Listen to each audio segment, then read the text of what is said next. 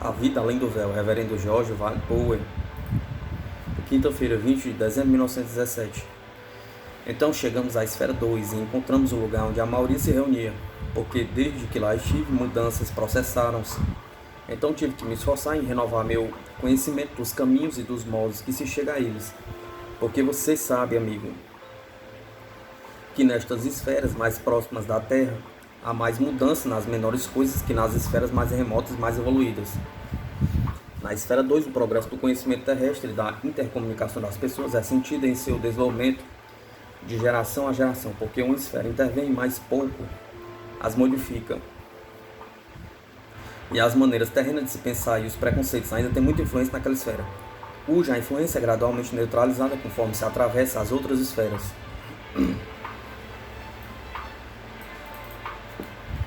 Mesmo nestas mais evoluídas, permanecem traços desses fatos, mas não tão intensificados que cheguem a prejudicar o desenvolvimento, nem perturbar a irmandade dos filhos de Deus. Elas se tornam estas diferenças na vida terrestre, variedades de tipos que acrescentam interesse e charme de uma esfera como a 7 mais para frente. Não há mais a mácula da divisão, nem a depreciação de outras opiniões ou credos. Esses que já atingiram tal distância na luz aprenderam pela luz a ler as lições escritas no livro dos Atos de Deus. E há apenas um livro de todos que fala uma única língua, e lá são todos de uma grande família do Pai. Não como na vida terrestre, fora de uma tolerância meramente passiva e constrangedora.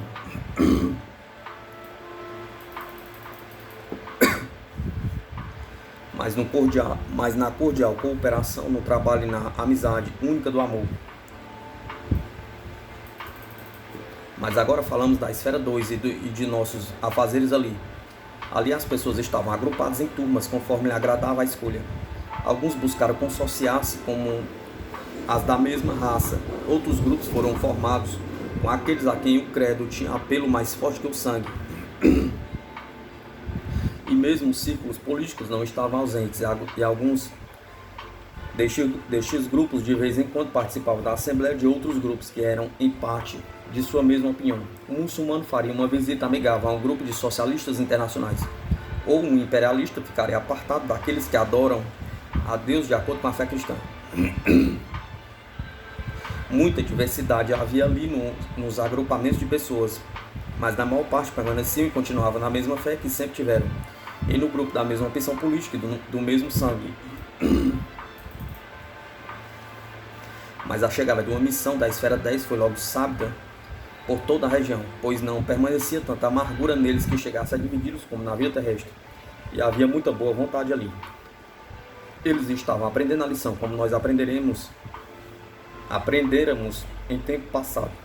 Portanto, por parecerem um pouquinho lentos no começo em agruparem-se, todos juntos em geral. Dissemos que assim devia ser, se quisessem nos ouvir, porque nós não poderíamos falar aos grupos, mas apenas a uma assembleia de todos, como se fosse um. Então eles chegaram a ficar agrupados, onde pequenas colinas e elevações de relva estendiam-se de um monte não muito alto, mas muito alto que os outros em torno. Nós ficamos na encosta de uma colina, na metade da subida, onde podíamos ser vistos por eles todos, e atrás de nós havia uma rocha de grande tamanho e lisa em sua superfície. Então oramos ao Pai único juntos, e nos sentamos na rocha, e um dos nossos, que estava mais em contato com eles desta esfera, falou-lhes. Ele era da esfera 7, mas foi elevado à 10ª para receber conosco esta ordenança e a força para o caminho. Ele já tinha grande habilidade em discursar a agrupamentos, e elevou sua voz e espalhou sobre toda esta gente dispersa, diversa em coloração de vestimenta, tanto quanto na opinião do que é a verdade. Sua voz era forte e doce, assim também a essência do que falou. Abaixo do plano da terra habitava uma família que estava dividida em muitas seções, e vendo os males de tais divisões, apareceram muitos que os aproximariam mais uma vez. Mesmo nesta esfera dava para ser observada a mesma teimosia orgulhosa que diz: minha raça e o meu credo são mais perante os olhos do Pai do que as outras raças. Foi pela razão de que isto deveria ser desfeito para que o progresso pudesse ser liberado e desimpedido, que o trouxemos juntos juntos como uma só família, para enviar a mensagem que recebemos do único Pai, através do único Cristo.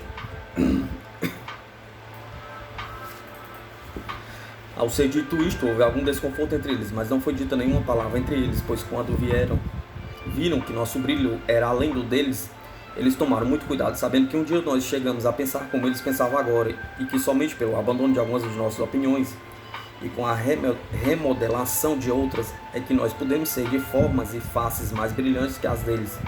Por isso deram atenção ao nosso orador. Ele deu uma ligeira pausa e então retomou seu tema novamente. Agora ouçamos pacientemente, meus companheiros peregrinos, na estrada real do progresso para a cidade do esplendor de nosso rei. No Calvário havia 3 cruzes, mas apenas um Salvador. E havia 3 homens, mas somente um que podia fazer a promessa de um lugar no reino, porque somente um dos 3 era rei. E apesar da escuridão cair, com a escuridão chegar o repouso, ainda somente um ali podia dormir. E vocês raciocinaram, por quê? Foi porque nenhum outro ali era tão meigo em sua compaixão, nem de amor tão grande, nem de espírito tão puro, para poder entender o propósito do Pai em criar o homem à sua semelhança, e as tremendas forças que surgiram através das eras para desmanchar o reino e a família de Deus. Foi o conhecimento da magnitude daquilo longamente sustentado pela guerra e o esmagador fardo do ódio do inimigo que o cansou tão extremamente que ele se sentiu sonolento. Na matéria ele foi examinar as profundezas da divergência do maior. Agora ele deixou o corpo material e começou sua ascensão em retornar aos elevados lugares mais uma vez.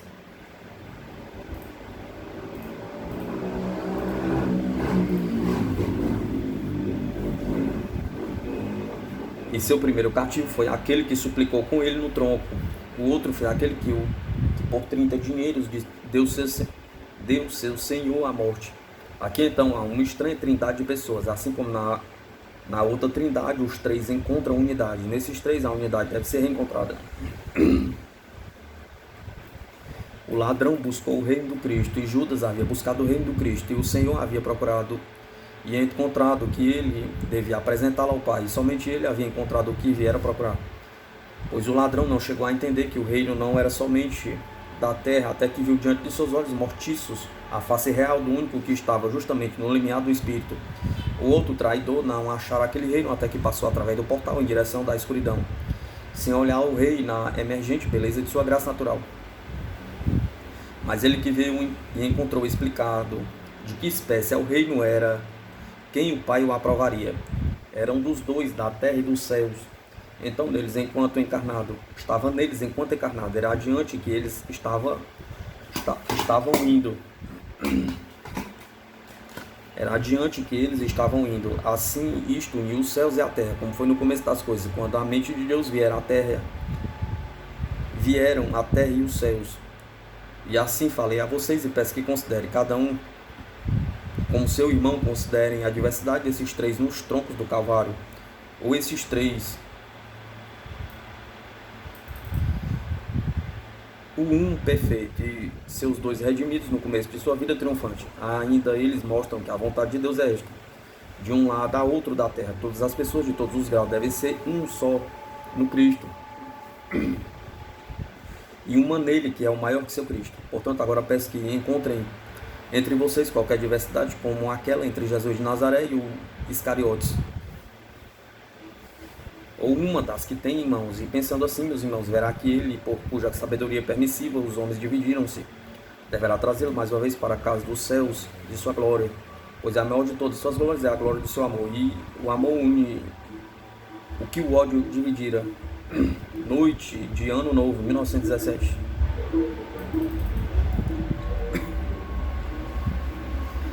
De nossa descida até aqui falamos resumidamente, mas agora chegamos a estas esferas, onde a luz torna-se mais obscura, e onde não falaram muito aqueles que vêm à Terra para mostrar aos homens o que espera pela humanidade quando ela cruzar a fronteira, e torna-se vibrante com a curta vida, enquanto ela pulsa nestes reinos do Espírito. Portanto, agora deveríamos ser mais discursivos por aqueles que poderiam atingir um conhecimento equilibrado do que é da luz ou da sombra, e aqueles que são mais fracos, e aqueles que desejam e precisam da leveza, da alegria e do belo, que possam voltar a deixar que atravessemos o abismo sozinhos.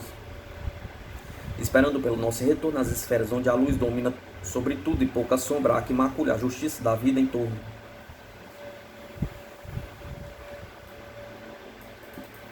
Assim, tendo passado através daquela área onde as pessoas passam a sair da terra e do qual já falamos resumidamente, passamos aos reinos mais escuros. Agora sentimos a pressão na alma aumentando, sendo necessário um coração forte e cauteloso nos passos para o combate. Porque você notará que nós não estávamos procurando aquele método pela qual os mais elevados podem sustentar seu contato com aqueles da escuridão, sendo invisíveis a eles. Estávamos nos condicionando, como até aqui, a um ambiente das esferas inferiores à nossa, assim como a esta, de estado ainda mais baixo, para que ganhássemos corpo, ainda que sem dúvida não tão denso e bruto como dos habitantes propriamente, mas mesmo assim bem próximo disso, para de vez em quando sermos visíveis a eles se desejarmos, e rapidamente, e mesmo para que pudéssemos em algumas ocasiões estar conscientes do nosso contato com eles, e eles mesmo possam nos tocar. Então fomos bem vagarosamente andando, e o tempo inteiro inspirando a condição que nos era ambiente para este mesmo fim e propósito. E desta forma também atingimos algum sentimento de simpatia entre os que nossos trabalhos agora iriam iniciar. Há uma região que está sempre no crepúsculo, mas termina numa descida íngreme, cujo final está na escuridão. Enquanto estávamos ali para vermos, observamos através do vale profundo, que parecia estar preenchido com trevas tão densas que não podíamos penetrar de onde estávamos, na luz. Sobre este oceano escuro de neve e vapor, uma luz parada ali permanecia, mas não podia afundar muito baixo na superfície. De tão denso era este oceano, e abaixo deles tínhamos que ir.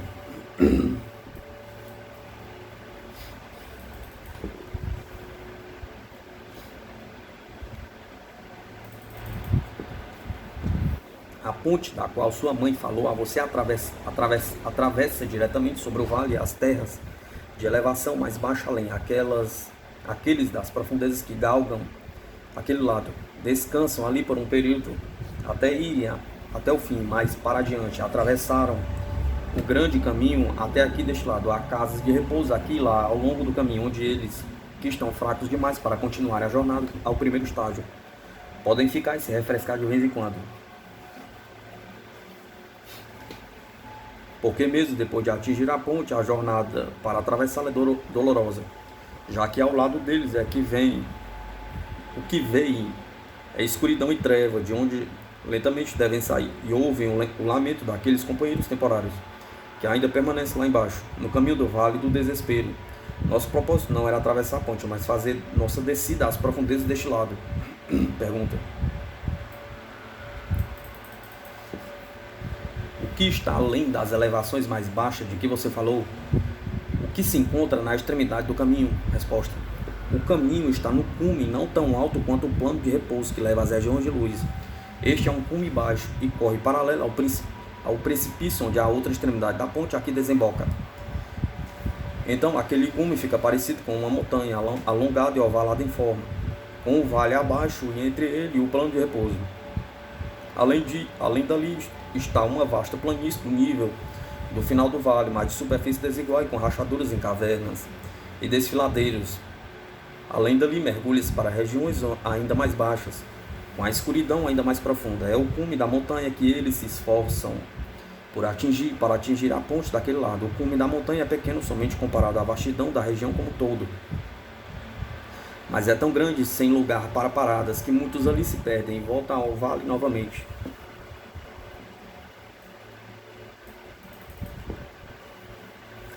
Depende do grau de visão dele, que por sua vez depende do tamanho da intensidade de seu arrependimento e desejo pela vida melhor, o quão próximo estará a achar o caminho de saída. Então ficamos ali um pouco e ponderamos. E virei-me aos meus companheiros e disse: é um lugar escuro, meus irmãos, e não nos chama com doçura, mas lá está nosso caminho e temos que fazer o melhor que podemos para cumpri-lo. E um deles respondeu: sinto a frieza do ódio, do desespero e do fundo da cova. Não podemos fazer quase nada neste oceano de angústia, mas o pouquinho que pudermos não pode esperar, porque enquanto esperamos eles sofrem. Estas são palavras boas de serem ditas, respondi-lhe. E então, de acordo com ele, que veio antes de nós, nós o estamos seguindo em sua luz. Venha, vamos à escuridão, por isso também, que é dele, desde que ele chamou como seu em sua vinda. Desta forma, pegamos a estrada para baixo, e quanto mais íamos adentrando, a escuridão foi ficando cada vez mais escuro. E o frio cada vez mais tenebroso, mas sabíamos que fomos para ajudar e não deveríamos temer. Então, não hesitamos em nossos passos, mas fomos cautelosamente. E olhando por este caminho e aquele à direita, porque a nossa primeira parada era um pouquinho à direita de nossa descida. Então, entre o plano de repouso e o cume, e era numa colônia daqueles que estavam cansados por tudo aquilo que suportaram na vida dos mortos. E ainda para aqueles que agora estão sem forças para recomeçar, ou sem o conhecimento de qual caminho tomar, se saísse do atual ancoradouro de desespero. Conforme descíamos, nossos olhos acostumavam-se à escuridão, e podíamos ver sobre nós, como numa noite alguém poder ver a região fora da cidade, pelas chamas avermelhadas nas torres de observação dali. Vimos que havia ali muitas construções em ruínas, algumas agrupadas, outras solitárias. A decadência estava em tudo. Parecia-nos que jamais alguém conseguiria construir algo inteiro, uma vez que tudo caía em ruínas. Tendo sido construído, abandonavam para construir em outro lugar, ao primeiro sinal de uso, ou tendo cansado daquele antes que estivesse terminado, largavam para construir outro. Desânimo e desejo de resignação estavam dominando o ar, o desânimo do cansativo desespero e o desalento da dúvida, ambos com sua força própria e da intenção dos próximos. Havia árvores também, algumas muito grandes, e estas com folhas nada graciosas, porque as folhas eram de um verde escuro e amarelo, e espigadas com bordas dentadas, como se elas também tomassem o aspecto da inimizade em relação àqueles que moravam perto delas. Aqui e ali atravessamos cursos d'água, com pouca água, cheio de pedregulhos e pedras afiadas, e a água era pegajosa e fétida pelo lodo, até que finalmente chegamos à colônia que procurávamos. Não era uma cidade, mas um agrupamento de casas, algumas amplas, outras pequenas. Eram espalhadas aqui e ali, não ordenadamente. Não havia ruas na cidade. Muitos moradores estavam em palafitas ou num par de lajes de pedras para formar um abrigo. E havia fogueiras nos espaços abertos para dar a luz aos habitantes. Em torno delas, muitos grupos estavam reunidos, alguns sentados em silêncio, olhando as chamas, outros brigando barulhentos, outros esbravejando em sua raiva uns aos outros. Assim nos aproximamos e encontrando um grupo silencioso, ali ficamos, esperando e olhando para eles com muita piedade nos nossos corações pela desesperança de espírito. E olhando-os, demos-nos as mãos e agradecemos ao Pai por ter nos dado este trabalho para fazer. Quinta, 3 de janeiro de 1918.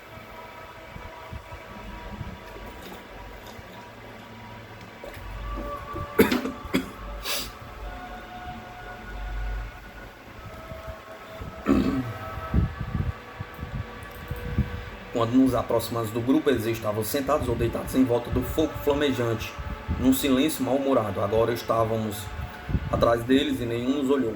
Se o tivesse feito, nós não teríamos visto. Seus olhos não estão sintonizados ao nosso estado, que não era muito diferente ao deles neste grau. Então nos demos as mãos e gradualmente nos fizemos visíveis. Nesta hora eles, um ou outro deles, começaram a levantar, sentindo-se mal, sentindo alguma presença que não estava sintonizada com eles. É sempre assim, e sempre o mesmo sentimento de irritação e intranquilidade. Quando começam a ansiar por algo, o que o segura de volta frequentemente. O caminho para cima é sempre árduo, cheio de dificuldades e ocorrência de falhas. A recompensa é bem merecida no final dela. Mas isso eles não sabem muito claramente. O que realmente sabem é pelo que contam aqueles que vêm a eles, como nós fizemos então. Finalmente, levantou e olhou intranquilo acima dele para a névoa e a escuridão. Ele era alto, magro, de juntas e membros deformados, torto e inclinado, e sua face era dolorosa de se ver. Tal a falta de esperança e tanto desespero que tinha. Através de sua face encontramos expressão. Então ele veio em direção a nós, em seu andar cambaleante, e ficou a algumas jardas de distância olhando inquisidoramente para nós. Sabíamos que, apesar da escuridão, poderíamos ser vistos pelo menos por aqueles que moravam naquele lugar escuro. Assim, dei um passo à frente e disse: você parece muito cansado, meu amigo, e com a mente muito perturbada. Podemos ser amistosos de alguma forma? Perguntei. E então, ouvindo sua voz, parecia um estertor vindo de um túnel subterrâneo, tão estranha era. Ele disse: quem pode ser vocês? Há mais de um, porque vejo alguns atrás de você. Vocês não são vizinhos desta terra. De que plano vocês vêm? Vocês vêm? E por que vêm a um lugar escuro como esse? Perguntou.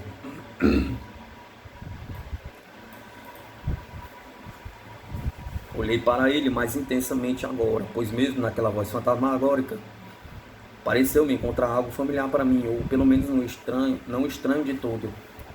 E então eu soube, ele e eu moramos perto um do outro na terra. Sem dúvida, ele era o magistrado da cidade perto da minha casa. Então eu disse seu nome, mas ele não se moveu, como que esperando o que fazer. Olhou para mim confuso, nada compreendendo, então falei o nome da cidade, e aí o nome de sua esposa. E ele então finalmente olhou para o chão e pôs suas mãos na cabeça, tentando puxar pela memória. Primeiro lembrou o nome de sua esposa e olhou para minha face, repetindo de novo e de novo. Então eu disse seu nome mais uma vez, e então ele captou de meus lábios, rapidamente disse: sim, eu lembro. O que aconteceu a ela? Perguntou. Você me trouxe notícias dela? Perguntou. Por que ela me deixou assim? Disse-lhe que ela estava numa esfera mais elevada e não poderia vir até ele até que começasse sua jornada de subida em direção à casa dela, mas ele só me compreendeu pela metade. Nestas esferas escuras eles ficam tão atordoados que a maioria nem percebe onde está, e alguns nem sabem que passaram pela vida na Terra, porque somente ocasionalmente ocorre um lapso de memória que vem a eles sobre seu curso de formação na Terra, e então somente novamente, e então some novamente, deixando um vazio atrás. Por isso eles ficam a maior parte do tempo na incerteza de saberem se viver alguma coisa, se viver alguma vez em outro lugar, a não ser estes infernos. Mas quando começou a cansar do tormento, procura algum lugar menos bruto e morar entre pessoas menos humilhadoras e cruéis. Então a recordação volta novamente aos seus cérebros entorpecidos e eles começam a agonia do remorso com severidade.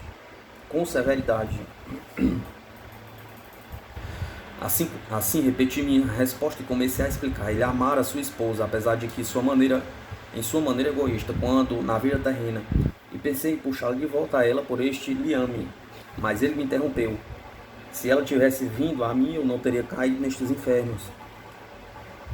Ela não pode fazer este caminho. Eu disse: você deve ir até ela, e então ela o encontrará. Ao ouvir isto, ele gritou com raiva: ela que se dane por ser tão orgulhosa e difícil.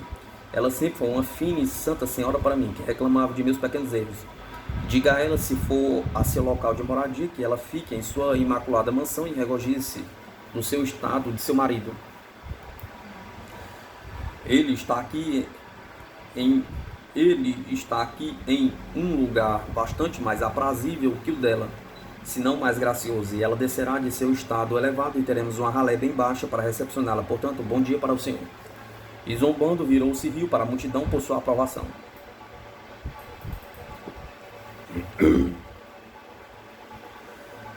Mas ali levantou-se um outro deles, que veio e o levou para o lado. Este estava sentado entre eles e estava andrajoso como qualquer outro. Mesmo assim, movimentavam-se como um cavalheiro e tinham um quê de graça em tudo que nos foi surpreendente. Ele falou a ele por instantes e então retornaram a mim. E este companheiro disse: Senhor, este homem não entendeu bem o propósito de suas palavras, nem que o Senhor realmente veio confortar e não insultar. Está um pouquinho arrependido do que lhe disse em palavras impróprias. Eu lhe disse que o Senhor e ele não eram completamente desconhecidos um ao outro.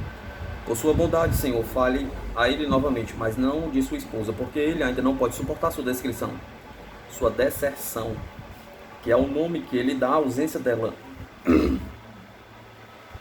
Fiquei muito surpreendido com esse discurso tão solenemente proferido.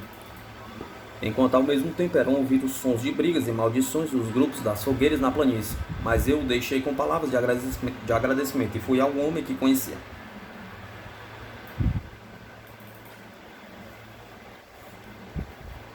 Senti que meu propósito era principalmente ele, porque tive convicção de que, se pudesse impressioná-lo, poderíamos, através dele, conseguir fazer seus companheiros interessar-se pelo futuro deles, porque ele parecia ser o dominador perante os demais. Então fui até ele e o peguei pelo braço, dizendo seu nome e sorrindo, e fomos andar à parte.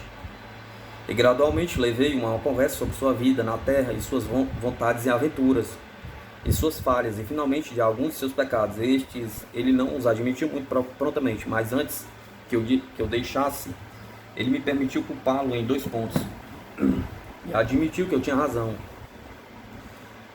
Este foi um grande avanço. Pedi que pensasse em tudo aquilo na forma como eu havia colocado a ele. Então eu procuraria e falaria com ele novamente, se ele assim o desejasse.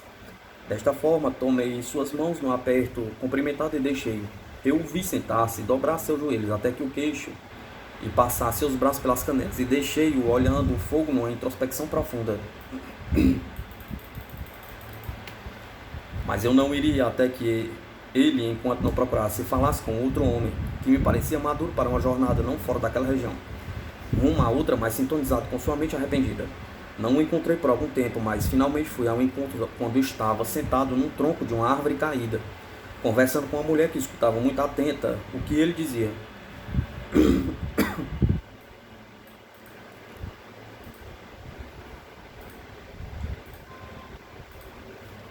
Vendo-me aproximar-se, ele ficou em pé e veio em minha direção e disse: meu amigo, obrigado por seu bom serviço, porque através de sua ajuda tão marcante consegui impressionar aquele homem infeliz como nunca antes havia conseguido. Você está mais familiarizado com a natureza destes, seus companheiros, que eu, e usou sua experiência por um bom efeito. Agora, o que será de sua própria vida e do futuro? Perguntou. Eu agradeço ao Senhor, em retorno, respondeu. Não devo me alongar em minha descoberta com o Senhor. Não sou desta região, Senhor, mas da 4ª esfera, e estou aqui pela opção de servir tanto quanto possa entre estas pobres e escuras almas. Moro aqui constantemente? Perguntei a ele. Encantado, ele respondeu. Por longos períodos, sim, mas quando a depressão fica pesada demais, eu volto para meu lar por um pouquinho para me recompor, pois depois volto para cá mais uma vez. Com que frequência? Perguntei-lhe. Desde que vim para cá pela primeira vez, disse ele. Uns 60 anos, na medida do tempo da terra. Voltei para casa umas 9 vezes. Muitos dos que eu conheci na terra vieram para cá nos meus primeiros tempos, mas nenhum ultimamente. Eles todos são estranhos agora. Ainda não tenho a intenção de ajudá-los um por um.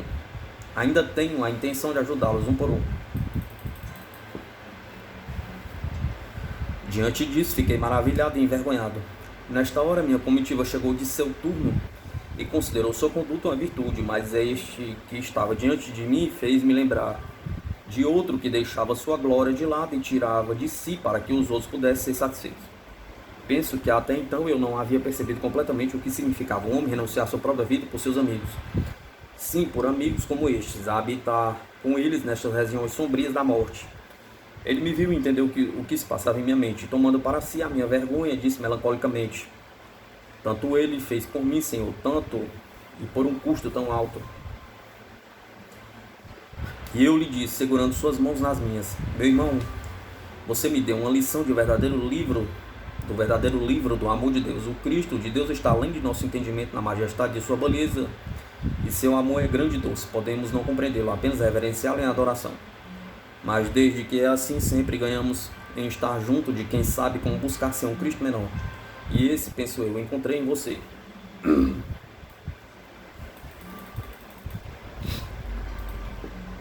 Mas ele apenas abaixou sua cabeça, enquanto eu, inclinado em reverência, beijei-o onde seu cabelo repartia-se.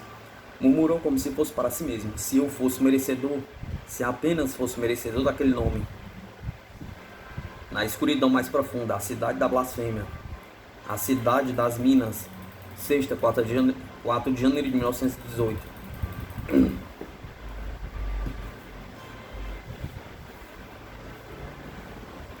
Daquela colônia fomos adiante nas regiões das trevas. Fizemos o que nos foi possível, indo de grupo em grupo, onde havia conjunto de casas ou onde fogueiras ardiam, e ministramos conforto e advertências àqueles que nos recebiam, mas a maioria não estava com muita prontidão para isto.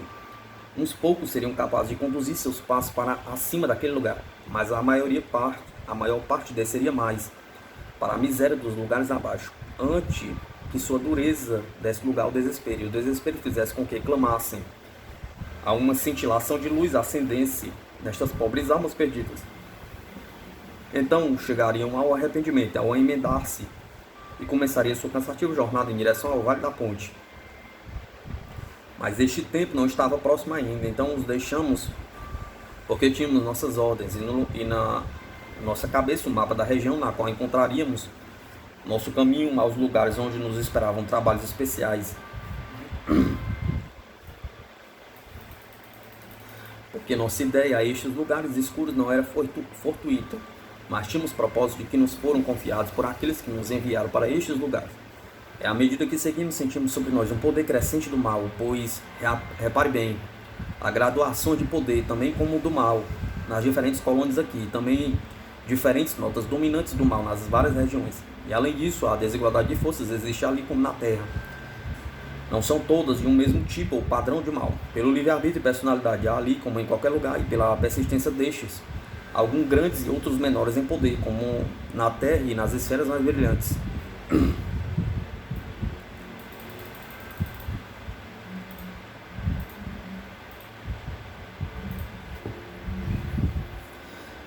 Assim chegamos a uma grande cidade e entramos por um portal enorme onde guardas marchavam de lá para cá. Diminuímos nosso desejo de sermos visíveis e passamos a ser vistos.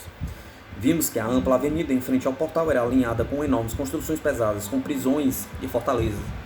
De vários buracos de ventilação saíam focos de luz que davam na rua e no pátio. Seguimos até um grande cruzamento, onde havia uma estátua num alto pedestal. Não no meio, mas em um dos lados, onde estava o prédio maior. A estátua era de um homem que usava a toga de um nobre romano, e em sua mão esquerda ele segurava um espelho no qual ele se olhava, mas sua mão direita segurava uma jarra, de onde ele vertia vinho tinto que expirava numa bacia embaixo, caricatura da nobreza. A bacia era ornamentada com figuras aqui e ali em torno de sua borda. Havia crianças brincando, mas o jogo que os divertia era o de torturar um carneiro esfolando vivo.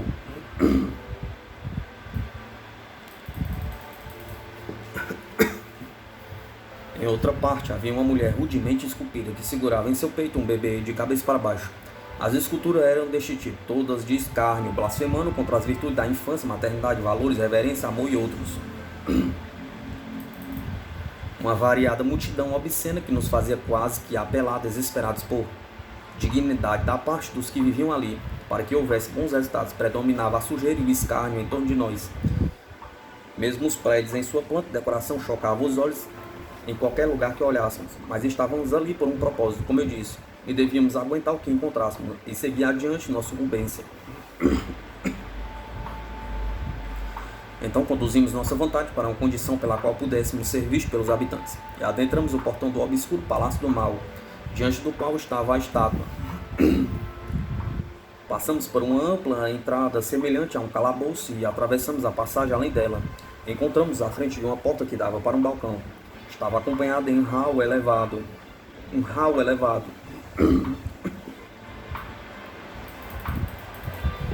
Na metade do andar, entre o térreo e o teto, com lances de escada aqui e ali descendo, nós nos aproximamos do balaustrada e olhamos para o hall abaixo, de onde vinha uma voz forte e penetrante. Podemos ver por instantes de quem era, mas quando os nossos olhos se acostumaram melhor à luz avermelhada que cobria todo o grande espaço abaixo de nós, vimos e soubemos o que acontecia ali. Em frente a nós elevava-se um grande lance de escadaria do chão ao balcão. Todos da multidão sentaram-se em torno dela, encarando-a. Sob os degraus mais baixos, até a metade deles estavam ali enrolados em diferentes atitudes, todas horrendas, um homem e uma mulher, em umas poucas roupas soltas que, apesar de tudo, faziam aparentar grandeza. Aqui e ali um cinto dourado ou prateado, ou uma grinalda, mas era tudo falso, podia-se ver. O ouro era latão e as gemas falsificadas. Sob os degraus bem acima estava um orador. Ele era enorme de estatura, maior que todos, e também os dominava com sua maldade. Usava uma coroa enliçada e um longo e sujo manto cinza, como se uma vez tivesse sido branco, mas faltava-lhe o brilho da brancura e tomou a tonalidade neutra de quem o usava. Em seu peito havia 2 cintos de ouro falso que se cruzavam e estavam presos a outro de couro no quadril. Havia sandálias em seus pés e ao seu lado dos degraus um bordão torto de pastor. Mas o que fez a nossa delegação sentir uma pontada de dor indescritível enquanto observávamos foi a coroa. Os espigões eram os espinhos de amoreira preta feitas em ouro, que circulando sua pálida fronte transformaram-se em coroa. Teríamos retornado, mas nosso compromisso estava assumido e tínhamos que ouvir seu discurso até que ele terminasse. É doloroso para mim contar, tanto quanto é para você registrar essa história, mas é bom, meu irmão, que aqueles que ainda estão na terra cheguem ao conhecimento de que há vida naquelas esferas trevosas, onde a mistura do bom e do mal não se sustenta por muito tempo. Os bons sobem e os maus afundam aos lugares mais baixos, e a junção do mal com o bom não é contabilizada nas regiões infernais, pois o mal deixado junto com o mal gera blasfêmias que não são possíveis da sociedade composta na terra. Ele pregava a eles o evangelho da paz. Vou dar-lhes uns poucos parágrafos de seu discurso, e através dele você julgará o resto. Abre aspas. É assim, meus irmãos e irmãs, todos nós, em mansidão, chegamos juntos em nossa adoração à besta, que matou o cordeiro, pois se o cordeiro foi assassinado por nós, então o que matou o cordeiro foi o benfeitor ativo de nossa raça. O cordeiro sendo apenas um instrumento passivo, com a finalidade de podermos chegar aos abençoados e sobreviver às doenças condenáveis dos amaldiçoados. Portanto, concordar, meus irmãos, como a besta foi tão curiosamente procurada e acharam o cordeiro, e de sua inutilidade inofensiva trouxe o sangue de vida e salvação. Assim também vocês, inclinados em ações nobres, deveriam procurar encontrar o complemento do cordeiro e fazerem assim como o pastor nos ensinou. Por seus temperamentos astutos, longe de serem como os cordeiros inertes, deveriam ser trazidos à vida de todos a febre e o frenesi de sua sagacidade. E o que é como o tímido e inofensivo cordeiro, senão a mulher, meus irmãos, a mais graciosa, senão a mais tola complementação do homem? E em seus ouvidos tão afinados a delicadeza vulgar, minhas irmãs, eu cochicharia uma palavra de conselho também. Crianças não vêm até aqui nestes grandes reinos, dos quais vocês me deram a honra de eleger-me governador. Mas, apesar disto, a vocês eu diria: olhem para mim em minha mansidão e olhem para este cajado que eu tenho nas mãos e contem comigo como seu pastor e sigam-me. Levarei vocês para aqueles que têm crianças demais, crianças para apartar e para lançar nos peitos maternais, como uma vez elas lançaram fora as vidas imaturas que haviam começado nelas, mas que elas, na plenitude de sua piedade, sacrificaram no altar de Moloque antes de virem a vida de trabalho e dor sobre a terra. Venham, agradáveis senhoras, juntem-se àquelas pobres senhoras que lamentam o assassinato enquanto encolhem-se e esforçam-se por jogar fora todas as memórias da vida daqueles que eram seus queridos, seus pequenos assassinados. Fecha aspas. Ele mencionou outras frases por demais perversas para expor em palavras agora. Nem pediria a Kathleen para dizê-las a você, nem a você que as escutasse. Mas estas eu lhe transmiti, para que você e outros possam, de relance, entrever o escárnio maldoso e a mansidão irônica daquele homem que, por sua vez, é apenas um tipo dos milhares nestes reinos. Ele, que assumiu um caráter tão gentil e uma graça tão doentia, era um dos mais ferozes e mais cruéis déspotas de toda aquela região. Verdadeiramente, como ele dissera, eles os elegeram governador, mas foi por medo de seu grande poder de maldade. E agora que eles chamam aqueles pobres, disformes e semiloucos de nobres, eles o aplaudiam em sua servidão pela mesma razão. Aquelas pobres velhas megeras, as mulheres esquálidas em seu vestuário elegante, a elas ele chamou de simpáticas senhoras e convidou-as para seguir como ovelhas a seu pastor. E por medo também elas alegraram-se aprovando e subiram para irem com ele quando ele se virou para galgar o primeiro grande lance de escadas.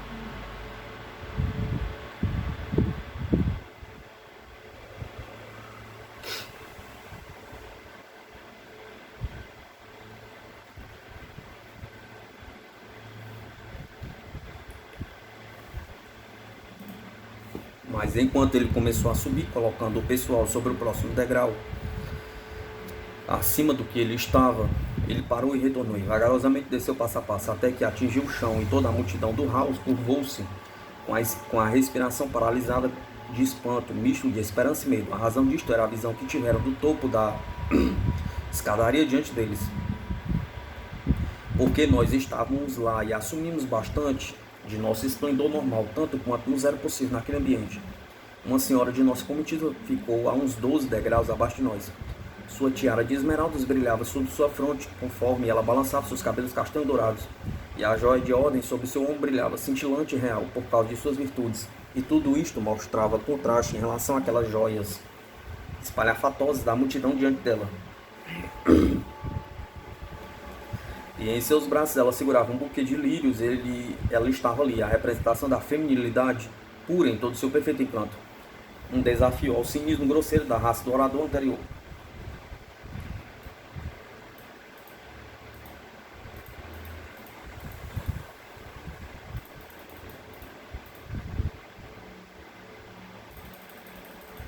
Então, por um longo tempo, olharam para ela os homens e as mulheres ali, até que uma delas soluçou e tentou abafar o som em seu manto. Mas então as outras deram passagem para que voltasse a ela sua feminilidade de outrora.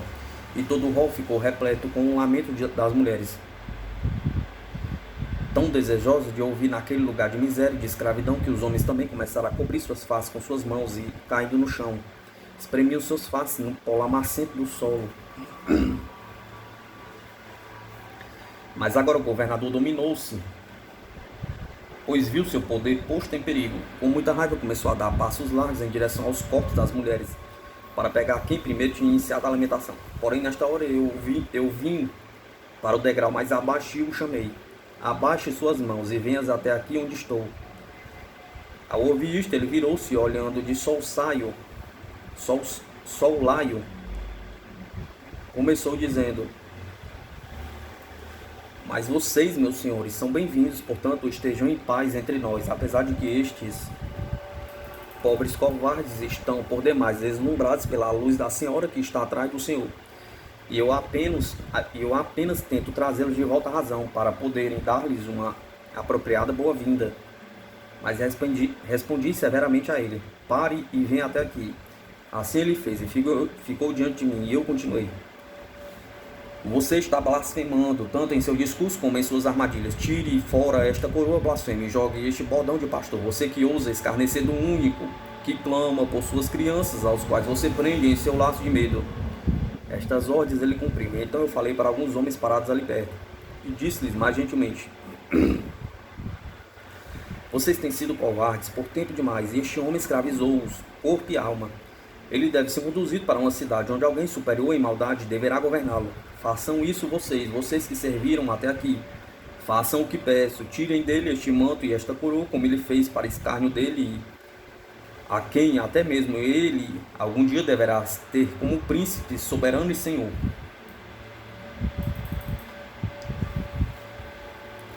E então esperei, e ali vieram em nossa direção 4 deles, e começaram a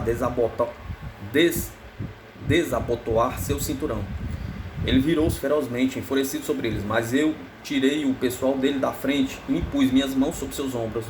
E esse toque ele sentiu o meu poder e não teve mais reação. Portanto, minha vontade quanto a ele estava realizada. E quando fiz com que saísse do hall em direção à escuridão, guardas esperavam para levá-lo para aquela região distante, onde, conforme ele fez aos outros, tudo seria feito a ele. Então pedi que sentassem no hall, e assim que o fizeram, chamei o cantor de nosso grupo. E ele elevou sua poderosa voz e preencheu todo o ambiente com sua melodia. Enquanto ele cantava, os corações daquela gente começaram a bater mais livremente, não estando mais presos pelo medo dele, a quem tinham visto tão indefeso em nossas mãos. E a luz começou a perder a tonalidade avermelhada e tornou-se mais jovial. E um sentimento maior de paz do ser invadiu o lugar e banhou seus corpos quentes e febris com uma brisa refrescante. Pergunta: o que ele cantou para todos? Resposta: ele cantou uma música de feliz brincadeira e alegria do espírito da primavera sobre a manhã, rompendo as barras da prisão da noite, liberando sons e cantos de pássaros e árvores e correntezas de rios. Ele não cantou nenhuma palavra de santidade ou de qualidades de Deus, não ali, não naquela hora. O remédio precisava primeiramente estimular suas individualidades para que pudessem perceber sua liberdade tardia daquela escravidão.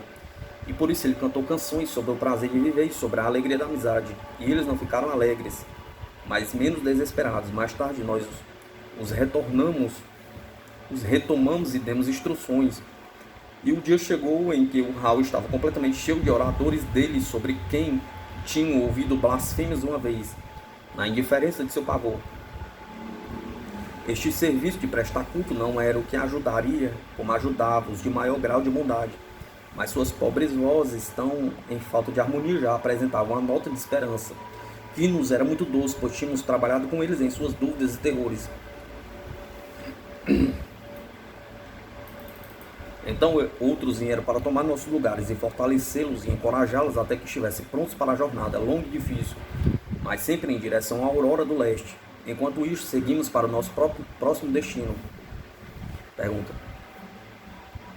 eram todos eles do mesmo tipo de mentalidade? Resposta: quase, amigo, quase. Havia poucos ali faltando, e vou contar-lhe algo que achará estranho ou improvável. Alguns escolheram seguir seu governador para seu rebaixamento. Tanto estavam ligados pela maldade que não acharam nada em seus propósitos, caracteres para que permanecesse ali, de acordo com eles mesmos. Então seguiram-no em sua queda, como se estivesse servindo em sua violenta glória de poder. Então somente poucos foram conosco. E outros poucos foram a outros lugares em seus afazeres, mas a grande maioria deles ficou e aprendeu novamente aquelas verdades que há tanto tempo haviam esquecido, e a velha história era tão nova e maravilhosa a eles que dava a pena de ver. Pergunta: o que aconteceu com o governador? Resposta: ele ainda está naquela cidade distante onde os guardas o deixaram. Ainda não evoluiu, ficou parado no intento do mal e muita malícia. Tal como ele, meu amigo, são difíceis de mudar para algo mais elevado. Pergunta: você falou de sua guarda, quem são eles? Resposta: agora você tocou num dos tópicos mais difíceis de ser entendido, até que se aprenda mais dos caminhos de Deus, sua sabedoria e sua soberania. Resumindo, saiba você, amigo, que Deus é soberano não só no céu, mas em todos os infernos ele governa, e somente ele. Os outros dominam localmente, mas ele governa sobre todos. Os guardas de quem falei eram homens da mesma cidade, a qual enviamos o homem.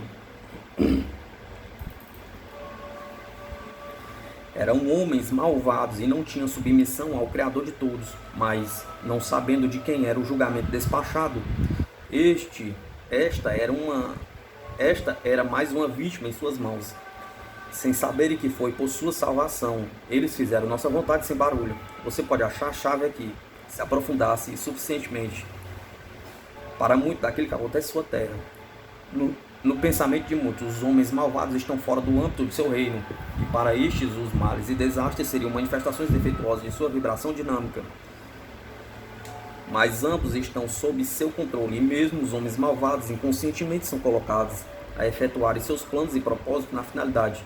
Mas isto é uma matéria extensa demais para se tratar agora. Boa noite, nossa paz seja sua, amigo. A Vida Além do Véu, Reverendo George Vale Owen.